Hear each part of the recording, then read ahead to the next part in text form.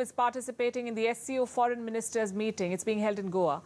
And that's where he brought up the drone attack. He said any self-respecting country should now refuse to speak to Zelensky. Это ясно был враждебный акт.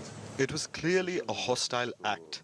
It is absolutely clear that the Kyiv terrorists could not have committed it without the knowledge of their masters. We will not respond by talking about whether it was a casus belli or not, but we will respond with concrete actions. I would like to say it once again, we have plenty of patience. There's a saying, Russians are slow starters and so on. Speaking about Washington's attitude, I took note of the statement by Tony Blinken, who said that the US would not dictate to Ukraine how it should defend its sovereignty. That probably says it all. So Russia is treating this as a hostile act. It has been pounding Ukraine with missiles. The capital city of Kiev is being attacked repeatedly. Earlier today, Russian forces fired a drone at Kiev. The Ukrainian air defenses brought it down, and the moment was captured on camera.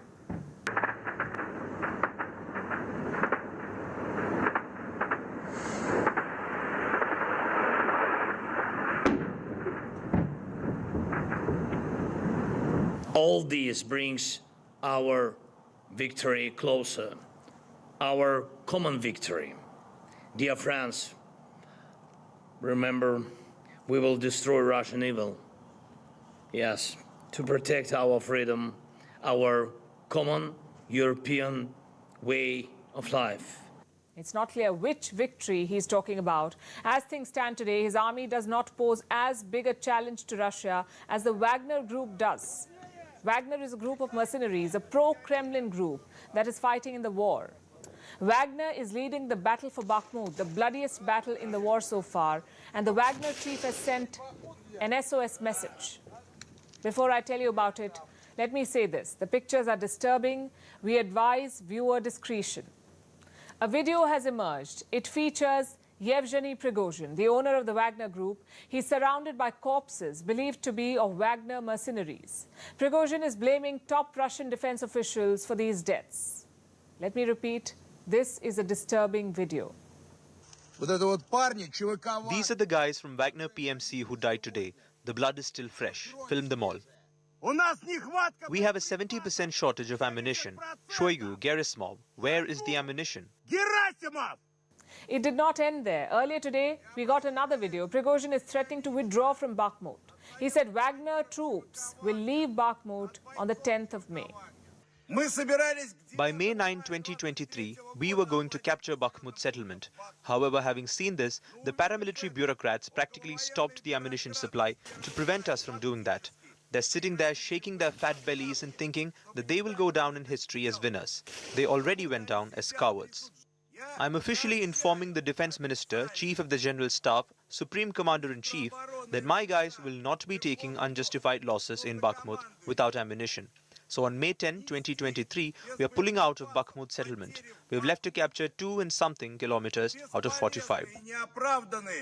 If this happens, it will be a huge setback for the Russian forces. The Wagner group was leading the Bakhmut offensive. If they withdraw, Russia will lose some advantage here. As Moscow opens other fronts in this war, it will have to defend gains in places like Bakhmut. It's day 2 of the SCO foreign ministers meet in Goa. Today was the moving day. The speeches, the round table, the family photo, all of it happened today. We'll start with the arrival. India's Foreign Minister S. Jaishankar welcomed his counterparts at the summit venue.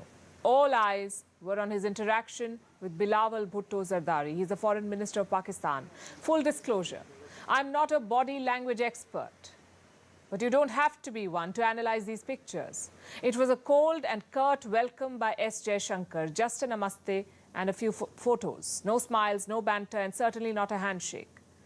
India has made it clear that terror and talks cannot go hand in hand. So nothing surprising about these pictures. After the official welcome, the meeting began. S. Jaishankar, being the host, spoke first. We firmly believe that there can be no justification for terrorism, and it must be stopped in all its forms and manifestations, including cross-border terrorism. He did not name any country there, but the reference is clear. Only one SCO member is actively pushing cross-border terrorism, and that is Pakistan. So Jaishankar urged all SCO members to freeze terror finances, to cut off the money. When Bhutto spoke, he took a jibe at India too. He said countries should not weaponize terrorism for diplomatic point scoring. A bit rich for Islamabad, we say. Forget weaponizing terrorism. This is a country that uses terrorism as legitimate foreign policy. But then again, what else can you expect from Pakistan? Coming back to India's statement, Minister Jaishankar's speech emphasized on 3 points. Number one, counter-terrorism. We've already discussed about that in detail. Number two, connectivity. Jaishankar said connectivity is key to progress. At the same time, he had a rider. Connectivity must not violate territorial integrity or sovereignty. I hope China was listening, because that is a clear message to them. Their so-called China-Pakistan Economic Corridor, or CPEC, violates Indian sovereignty. It passes through land illegally occupied by Pakistan. And point number three that the Indian side made, SCO reforms. Jaishankar asked member states to include English as a third official language. Now, this may sound benign, but it's also a matter of influence and engagement. Right now, the SCO has two official languages, Russian and Mandarin. It reflects the early structure of the SCO. But now it is becoming a much larger Eurasian body. So including English will make matters easier. Jaishankar also touched upon inducting new members. Iran and Belarus are first in line. They're hoping to officially join by the end of this year. So that's what happened at the SCO. A frosty welcome, some veiled attacks, and this family photo. The SCO has 8 members. Must say the Goan sun is looking fantastic. But on a serious note, what do we make of this summit? For any regional group to succeed, you need unity, you need political unity. And that's something that the SCO lacks. When the defense ministers met last month, there was no joint statement. Same story today. China and Russia would like a statement taking on the West, but India wouldn't. India would like a statement on cross-border terror and sovereignty, but China and Pakistan wouldn't. Every member would like a statement on the Ukraine war, but Russia wouldn't. These divisions are holding the SCO hostage. They also raise larger questions about India's engagement with China. On Thursday, Jaishankar met his Chinese counterpart. It was a repeat of the defense ministers' meeting last month. India talked about settling the border. China talked about forgetting the border. Beijing wants India to accept the status quo and move on, but New Delhi has refused to do that. What it has not refused is official engagement, which is honestly a contradiction. If terror and talks cannot go hand in hand, how can border violations and talks go hand in hand? Or trade and border violations? It's a question that India must ask itself, because that will determine India's engagement with China-dominated groups like BRICS and SCO. If New Delhi loses interest, the SCO will become anti-Western, a Chinese club with Chinese allies. It will be like paving a highway for China, from China to Central Asia. So engagement must continue, but it must continue on India's terms, not China's. Our next story is about the US banking crisis. It seems to be spreading. Yesterday, regional banks in America suffered more losses. Their stocks were in the red. They plunged by more than 10%. Investors are pulling out their money. They fear that more banks are on the brink of collapse. 2 of them are in the headlines. PacWest and Western Alliance. They're both mid-sized banks. Both are said to be in trouble, and both are exploring their options, including a potential sale. This week began with the sale of First Republic. The bank was in distress. It was sold to JP Morgan. Now it appears that PacWest and Western Alliance could be headed in the same direction. PacWest is in particularly bad shape. Yesterday, its shares dropped by more than 50%, and a 50% drop is a clear red flag. This year has been bad for the bank. In all, it has lost more than 85% of its stock value, which means losses for investors, millions of dollars in losses, and the bleeding is still on. So PacWest is being forced to consider radical moves. The bank issued a statement, I'm quoting from it. Recently, the company has been approached by several potential partners and investors. Discussions are ongoing. The company will continue to evaluate all options to maximize shareholder value. What does this mean? It means that all options are on the table. That's what the bank is saying. It could sell its assets, it could bring in an investor, it could even consider an all-out sale. And these are extreme measures, and they tell you how big the crisis is. In fact, all the banks that are in trouble face the same problem, the problem of liquidity. There's a cash crunch. They don't have money. Where did the money go? Ask the US Central Bank. They call it the Federal Reserve. In recent months, the Fed has hiked interest rates, and that hike has punched a hole in the books of American banks. How did that happen? Well, these banks held many government bonds. With the rate hikes, the value of those bonds has declined. So now the banks are in trouble. And the Fed is still hiking interest rates. Yesterday, it announced another hike, the 10th one since March 2022. You know what this means for American banks? It means more pain. But the Fed chairman is not worried. He claims the U.S. banking system is resilient. Let me comment briefly on recent developments in the banking sector. Conditions in that sector have broadly improved since early March, and the U.S. banking system is sound and resilient. We will continue to monitor conditions in the sector. We're committed to learning the right lessons from this episode, and will work to prevent events like these from happening again. The banking system is sound and resilient, he says. If that's the case, then why are banks collapsing? PacWest is exploring options, and Western Alliance is braving a storm. Yesterday, its stock price plunged by 62%. This is after a report came out that said the bank is exploring a potential sale and that Western Alliance has hired advisors to explore options. The report also said that these deliberations are at an early stage. So the stocks began falling. Western Alliance rushed into damage control mode. It denied the report. It called it, quote-unquote, categorically false. The stock recovered, but only partially, a gain of 32%. The bank also released its deposit numbers. They're holding steady for now, but investors are increasingly wary. There are growing calls for regulatory intervention. Wall Street executives and bank analysts want the Federal Reserve to intervene. They want the central bank to take more steps to ensure more liquidity for the banks. But will that really help? And will that be enough, considering the fact that the Fed's own credibility is being questioned? The Fed chairman made an admission this week, and he said that the bank had made some mistakes. I fully recognize that we made mistakes. I think we've learned some new things as well, and we need to do better. And as I mentioned, I thought the report was unflinching and appropriately so. I welcome it, and I agree with and will support those recommendations. And I do feel that I'm personally accountable to do what I can to foster measures that will address the problems. So the Fed made mistakes, and American banks paid the price for it. In the last 2 months, 3 banks have failed: Silicon Valley, Signature Bank, and First Republic Bank. Their combined asset base was nearly $550 billion, which is not a small amount. Yet these banks could not survive. If this list grows, the US Fed will face some tough questions. Just hours to go for the coronation of King Charles. He waited 70 years for the throne. I'm sure he can wait another 24 hours. Can't say the same about his realm, though. Charles is not just King of the United Kingdom. He's the head of state in 14 other countries. Let me pull up that map for you. Charles is king in Canada and Australia, in New Zealand and the Bahamas, also in Solomon Islands and Papua New Guinea. These people did not pick the monarchy. It was forced upon them by British colonialism. We're talking about a different time here. Many young countries were confused about their future after independence, so sticking with the Queen may have seemed logical then. But now things have changed. The so-called realms are not young countries anymore. They are mature democracies. Some of them are rethinking their ties with the crown. They're wondering why they're getting a new king.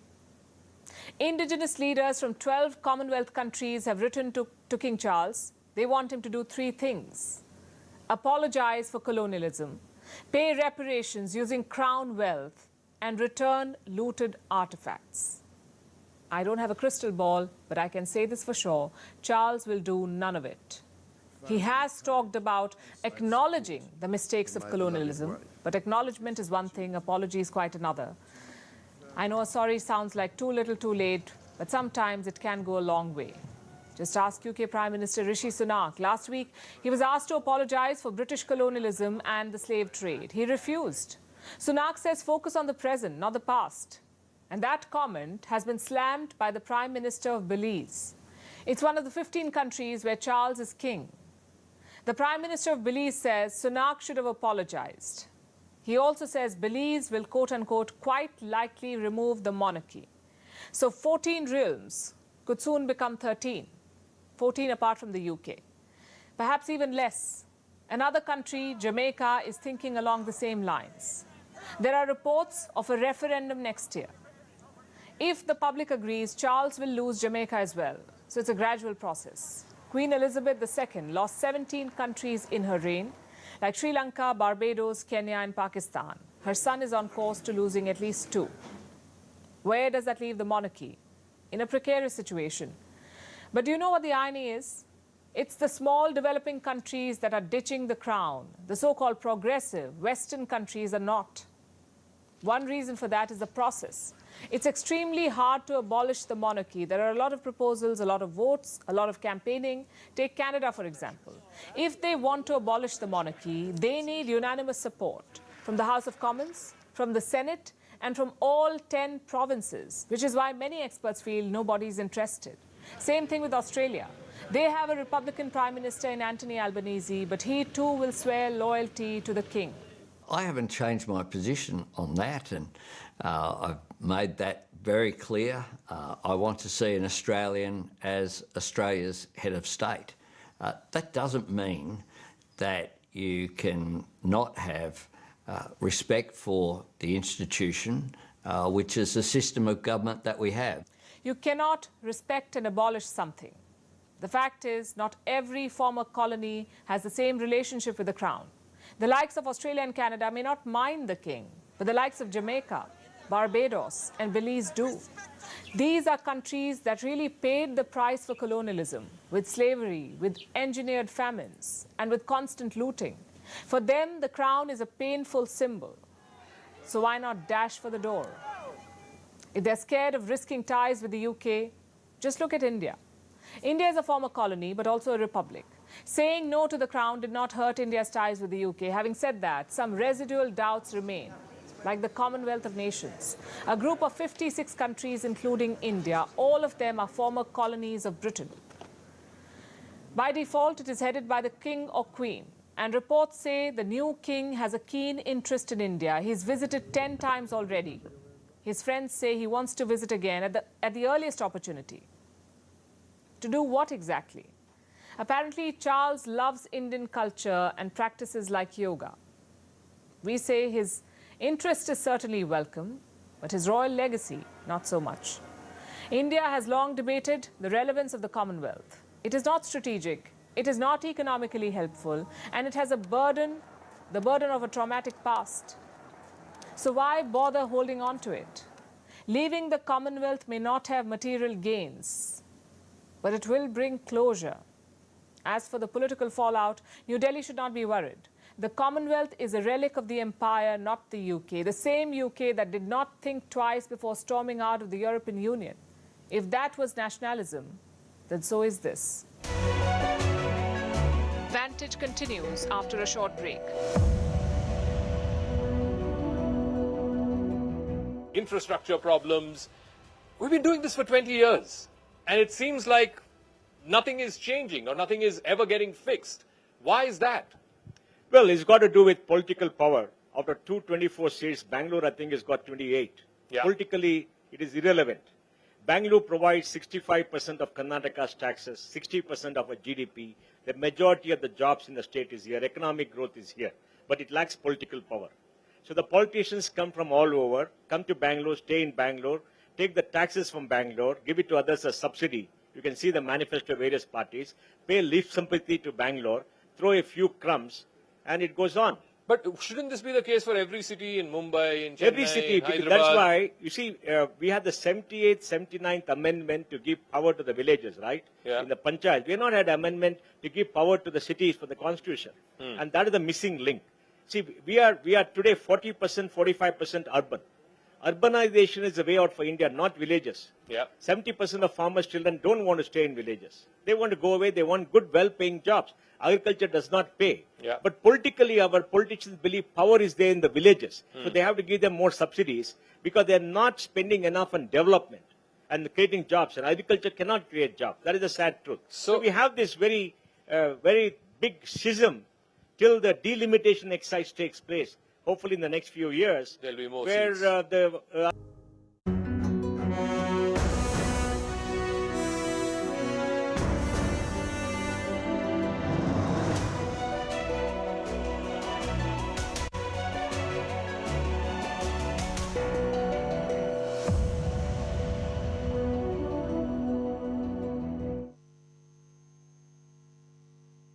Could NATO be coming to Asia?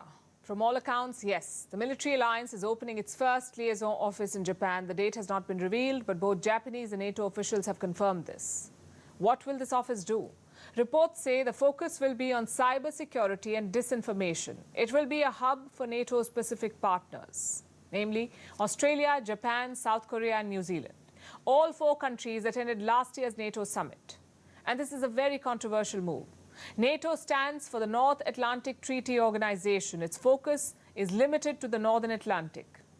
At least it was. But Japan is new territory. It is located in the Pacific, which is outside NATO's focus area.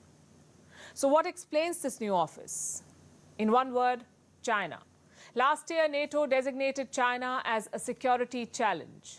It was a first for them. 1 year later, they're opening an office in Japan. Coincidence? Well, I don't think so. NATO has been gradually pivoting to the Pacific. First came the designation of China, then came the summit where Pacific leaders attended, and now the Japan office. If the idea was to rile up China, then good job, we say. Beijing says NATO is pushing Asia towards a conflict. NATO's continual eastward expansion in the Asia-Pacific region and its intervention in regional affairs will inevitably destroy regional peace and stability and push for bloc confrontation, which calls for high vigilance from countries in the region. Destroy regional peace. I would say China is managing that by itself. But how should other countries view this development? Countries like India. There is no denying that NATO has a bloody past. Wherever they go, trouble has followed, like Yugoslavia or Afghanistan. There is also no ambiguity about the NATO's purpose. There is no economic or cultural angle to it. It is pure and simple military power play. So NATO turning eastward should have our attention. It could set off an arms race, or worse. Last month, America's NATO envoy talked about the alliance's Indo-Pacific plans. Here's what she said. Membership is not something that we have really considered with anyone in the Indo-Pacific or Asia-Pacific. The door is open to the region, but there are no plans to expand this to a broader global military alliance. So no membership plans, at least for the time being. But these things change fast. US allies in the region are eager to cooperate with NATO. Japan is at the forefront. Prime Minister Kishida says East Asia could be tomorrow's Ukraine. He wants to double Japan's military budget, and that could speed up the alliance's Pacific pivot. New Delhi, too, must be ready for this development.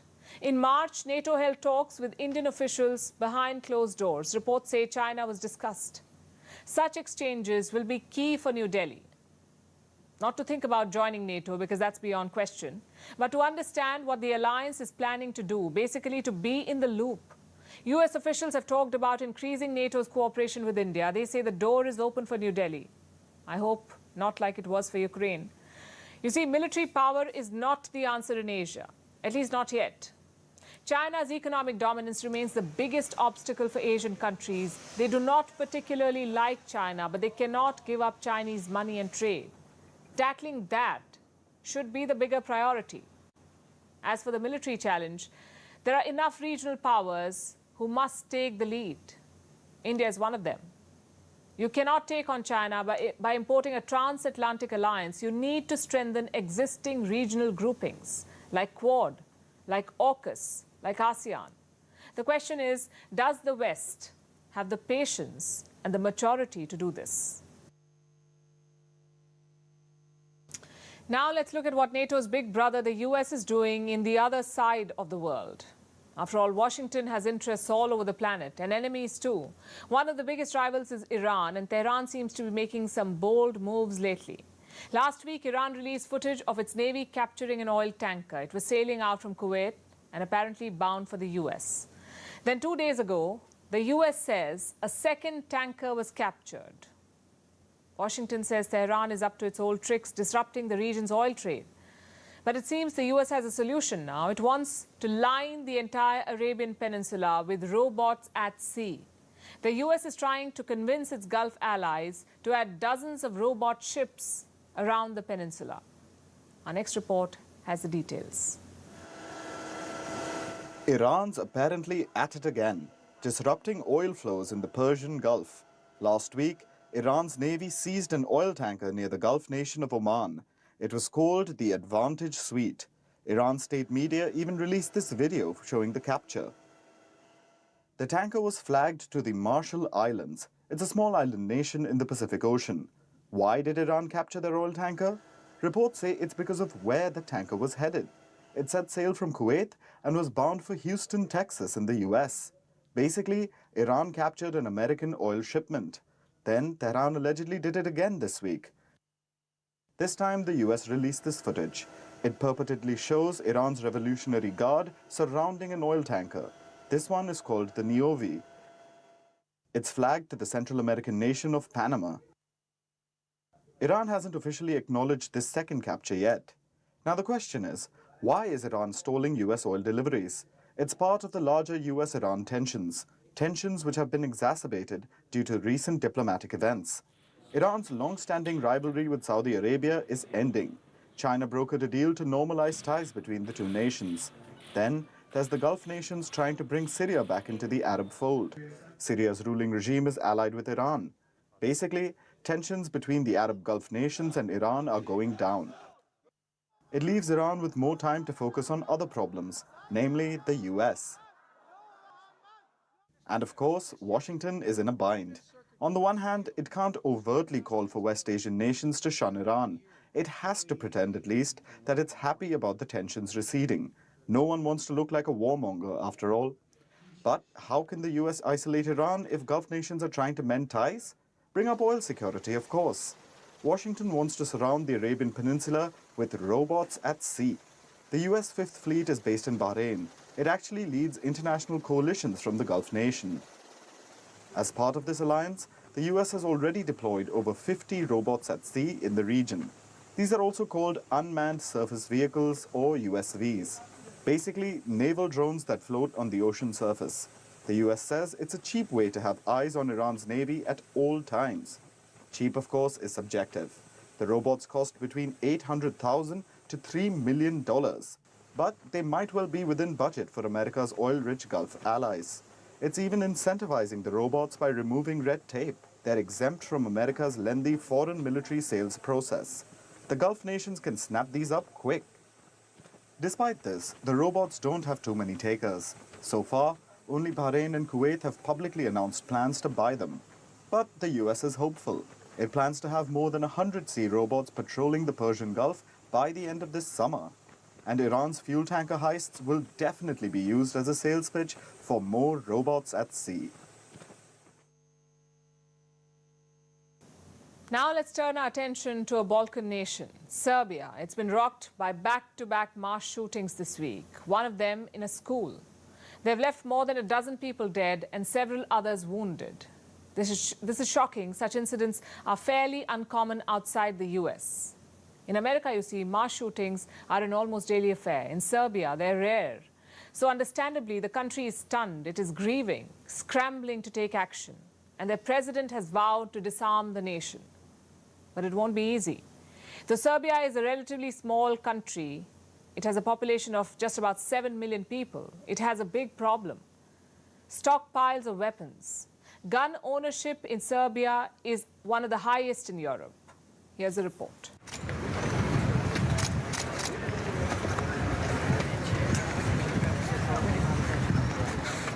Serbia is mourning, overwhelmed by grief. Its people are shocked and angry, and for good reason. The Balkan country witnessed 2 back-to-back mass shootings this week. The first occurred on Wednesday. It happened at a school in Serbia's capital, Belgrade. 8 children and a security guard were killed. Who was the shooter? A 7th grade student. And while the country was still coming to terms with it, another mass shooting followed. This happened on Thursday night. The attack took place in a village about 60 kilometers from Belgrade. A shooter opened fire from a moving car, killing 8 people and injuring over a dozen others. The suspect has now been arrested. But for Serbians, this is not enough. They're demanding strict action and changes. Their reaction shows not only sadness, but also utter shock.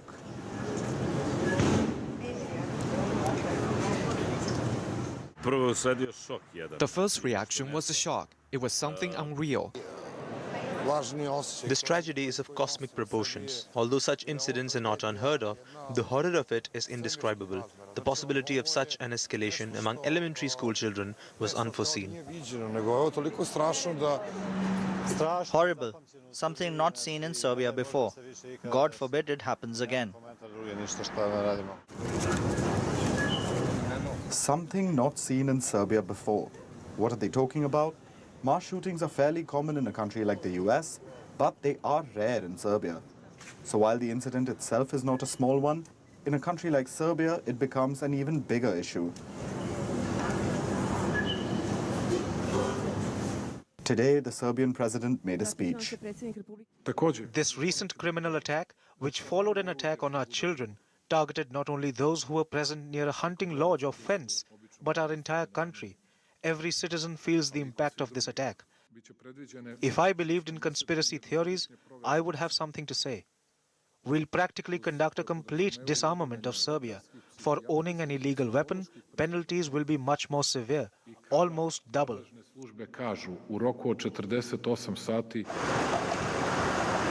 He has vowed to disarm the country.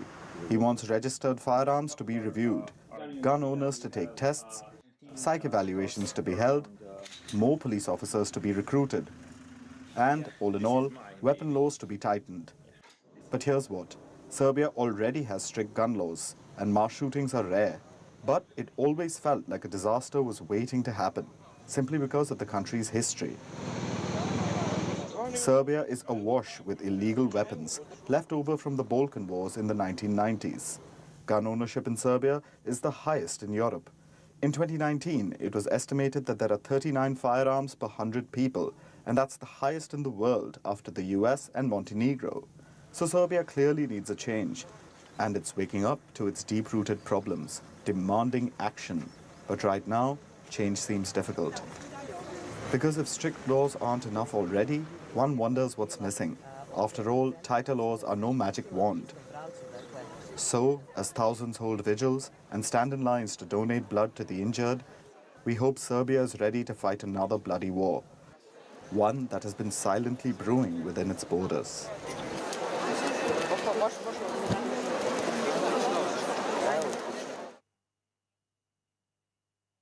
Now let's turn our focus to Canada. Prime Minister Justin Trudeau is in a bind, not over something he did, but over something that he did not. This is about his inaction towards China. There's a storm in Ottawa, new revelations on Chinese activities, how China spied on a Canadian lawmaker, how they sought information about his family. The name of the lawmaker is Michael Chong. He belongs to Canada's opposition party. He has family in Hong Kong, and Beijing wanted to know who they were. Why? It seems to be an intimidation attempt. To understand this, I must tell you about Chong's politics. In 2021, he put forward a motion. This was about Uyghur Muslims in Xinjiang, about how China was treating them. Chong wanted to declare China's actions a genocide. It is indeed a genocide. China is persecuting these people, these Uyghurs. This is well documented, but China denies it. So when the Canadian lawmaker called it a genocide, China put sanctions on him. Then it wanted to put more pressure, perhaps through Chong's family in Hong Kong, which is why it's being called an intimidation attempt. All this reportedly took place in 2021, 2 years ago. The Canadian Security Intelligence Service knew about it. They even knew that a Chinese diplomat in Canada was involved in the plan. So what did they do about it? Did the Canadian agency inform Chong? Did they take any action against the Chinese diplomat involved? Apparently they did not. And that's why Prime Minister Trudeau is on the back foot. Under his watch, an opposition lawmaker was being threatened by China and he did nothing about it. What explains this? Canada's economic interests, apparently. Taking on China would be a costly affair, sacrificing an opposition leader, perhaps not so much. As you can imagine, Chong did not take this well. With respect to interests, economic and otherwise, I can't think of an interest more important to the Canadian state than the protection and the safety and the security of its own citizens here on Canadian soil. That trumps all other interests. I agree with you. It is inexplicable that this diplomat hasn't been told to leave the country already. And I would hope that the deputy minister is informing the ambassador that this individual, Mr. Wei Zhou, should be on the first plane out or declared persona non grata. Chinese interference in Canada is not a new story, in fact. And Trudeau has been under pressure to act against it for a while now, especially China's election interference. It is said that China tried to influence the Canadian election in 2019. And now we have this debacle. So Canada is trying to act tough. They've summoned China's ambassador to Canada. His name is Kong Pai Wu. He was told that Canada would not tolerate foreign interference. And then Canada's Minister of Foreign Affairs posted this. He said all options are on the table, all options including expelling Chinese diplomats. These are strong words. How did China react? Well, they denied all of this, of course. Listen to this. The Chinese ambassador to Canada has stated a solemn position to responsible personnel at the Canadian Ministry of Foreign Affairs and has lodged a strong protest. China calls the accusations groundless slander. It says its diplomats were engaged only in quote-unquote the normal performance of duties. The Chinese embassy in Canada also put out a statement. After denying the allegations, the statement gets aggressive. Look at the last paragraph. This is what it says. Once again, China strongly urges the Canadian side to immediately stop this self-directed political farce, not to further down the wrong and dangerous path. Should the Canadian side continue to make provocations, China will play along every step of the way until the very end. Play along every step of the way until the very end. Sounds quite combative. So can we expect Canada to expel Chinese diplomats and then China to follow suit? The governments certainly want us to think it's possible, but practically speaking, it may be difficult to decouple, especially in this day and age. What's more likely is this. They'll take tough positions, exchange sanctions, and then try to bury the scandal. Because, like it or not, economic interests usually trump an individual's safety, even if it's a Canadian lawmaker. After a long week of toil and trouble, are you looking forward to some much-needed relaxation? Waking up late in the morning, catching up with friends, or binge-watching that Netflix series you've been meaning to? What about exercising, though? Are you looking forward to exercising as well? I know it's almost weekend, and you must be swimming in Friday fields. So you'd rather not discuss exercise right now. The sweat and tears that come with it don't really scream happiness. But hear me out. Even small amounts of exercise can have an outsized effect on your happiness. And why is that? Because of a secret source, one that is made up of something called hope molecules. Here's a report. Exercising is different for different people, but for some, it is a haunting New Year resolution, the guilt behind every burger, and the broken promise we constantly try to keep. Our relationship with exercise is just not working out, because that itself can be a daunting exercise. Poetics aside, we have some data for you. More than a quarter of the world does not exercise enough. And despite all the resolutions we keep, there's been no improvement in global levels of physical activity since 2001. That being said, remember different countries exercise differently. So some are doing relatively all right. Citizens in the Netherlands are the most active. They spend about 13 hours a week working out, followed by Germany, Romania, Russia, Hungary and India. Yes, Indians aren't too far behind. They spend about 8 hours a week exercising. But then there are countries like Italy, Japan and Brazil. And we don't mean to call anyone out, but they spend less than 4 hours a week on exercise. 1 in 3 people in Japan don't exercise at all. It won't be too surprising if a lot of us can relate to that statement. But here's the thing. As tough as the pre-exercise inertia is, beating it is totally worth it. And you don't have to be another Jane Fonda to do so, because exercise in whatever form and for however long makes our lives better. You probably already know that, because the physical benefits of movement have been long documented. It lowers blood pressure, reduces the risk of cancer and diabetes. It helps us age in a healthy manner, and the list goes on and on. But the benefits are not just physical, they are emotional as well. As saddening as the thought of working out sounds, exercising makes us happier. It improves our mood and our ability to learn. It even makes us more hopeful. Yes, exercising gives us hope. And science has a clear answer why. We can't see the magic because it happens at a cellular level. When we exercise, our muscles contract. They secrete chemicals into our bloodstream. At the risk of giving you a terrible analogy, think of a wet sponge. When scrunched, it releases water. Now these released chemicals enter our bloodstream and make a nice little journey to our brains. These chemicals are often called hope molecules because they literally act as antidepressants. They make us feel good. But here's the thing. We can preach about the perks of exercising all we want. In reality, when we're feeling low, all we want to do is marinate on our couch and zone out in front of Netflix. But that's exactly what's hurting us. Teenagers who use screens throughout the day are twice as likely to get depressed. People with lower physical activity have lower self-esteem. Moral of the story? Get moving to get happy. And it need not be a high-intensity workout. Even a simple 10-minute walk will help. Exercise, even in small doses, is waiting to be your happy pill. And now it's time for Vantage Shots, images that tell the story. Taiwan is conducting civilian drills to prepare for a Chinese attack. This is amid rising tensions between the neighbors. In Denmark, slackliners drew in crowds in the capital city of Copenhagen. They walked a 160-meter-long high line strung 15 meters above the ground. In Italy, Naples is exploding with joy. The city has finally won its first Serie A soccer title in over 3 decades. And now, taking you back in history, why is the 5th of May significant?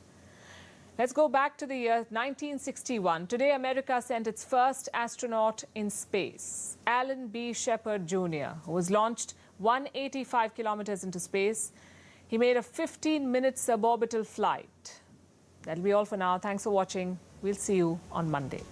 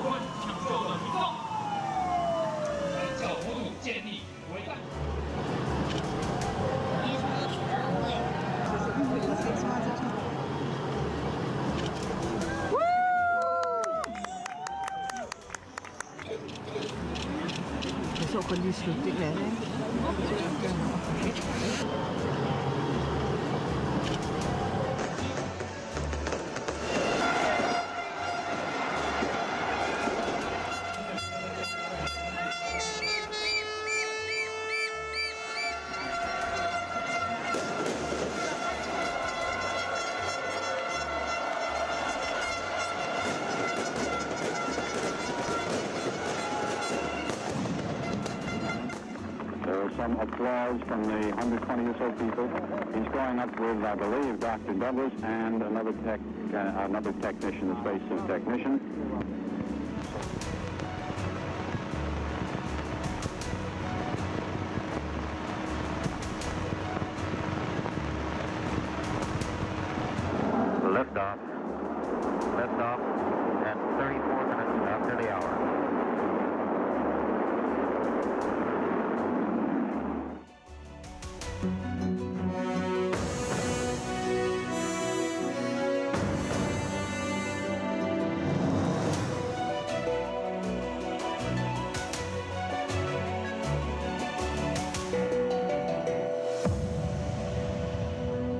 problem is there? Say, I will say he mentioned 73rd, 74th Amendment. We were supposed to have had a metropolitan planning committee. There's a conflict of interest with Bangalore Development Authority being the planning body and also the development body. It also does construction.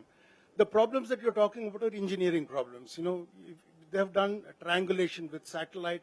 We know where the Bangalore sits on there's a ridge. Yeah. Okay, and you know water flows out on both sides. You can fix this. It's an engineering issue. Traffic is also, you know, yesterday I met Mr. Pai and he was saying we should have had 250 kilometers of metro rail. From the 80s we've been talking. I was a journalist in Indian Express and I've gone to a 3-day seminar, you know, when the Ramakrishna Hegde government was there, when we were saying, you know, that we should have a metro rail. We have talked about elevated rail, we have talked about light rail, we have talked about monorail for some time, and now we've got the metro, and it just never happens. The problem is this, I'll tell you.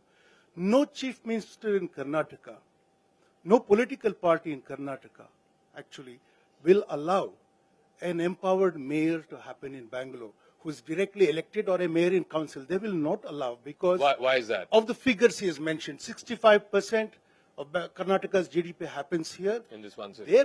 They're not going to let go of this because that mayor will become more powerful than the chief minister. So they'll never let go of that. And that is the problem. And you can see their manifestos. See, you know, you're right. You know, it's not, we've been agitating for 25 years now. So it's not like some government come and fixed it. I'll tell you what governments do, whether it is BJP or Congress or JDS. Even JDS, you know, talked about doing.